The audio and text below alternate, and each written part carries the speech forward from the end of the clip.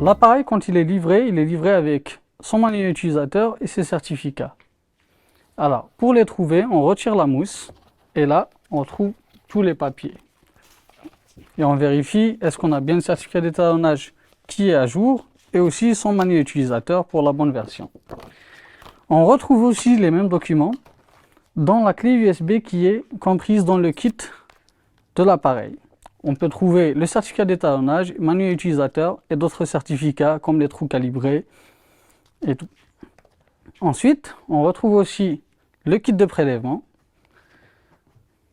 et ici le kit de prélèvement pour le gaz.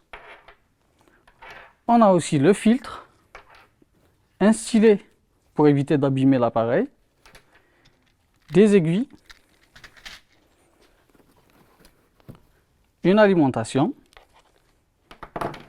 et on fait sortir l'appareil délicatement depuis sa valise.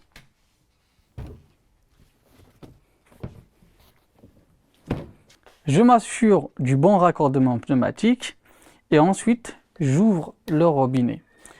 Et je précise qu'on doit alimenter l'appareil avec la pression avant de le mettre sur secteur pour éviter un démarrage sur de mauvaises références.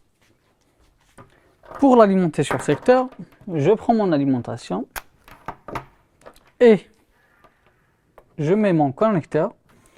Et il faudrait savoir que si je le mets comme ça, il n'y a pas d'électricité. Je dois engager un quart de tour. Et c'est à ce moment que j'ai bien alimenté mon appareil sur secteur. Pour démarrer l'appareil, il suffit juste d'appuyer sur le bouton vert derrière. Ensuite, j'attends quelques instants. Et comme on voit ici, le logiciel d'exploitation démarre automatiquement sans avoir besoin à déclencher le programme manuellement. Et maintenant, l'appareil est prêt pour être utilisé et lancer des tests.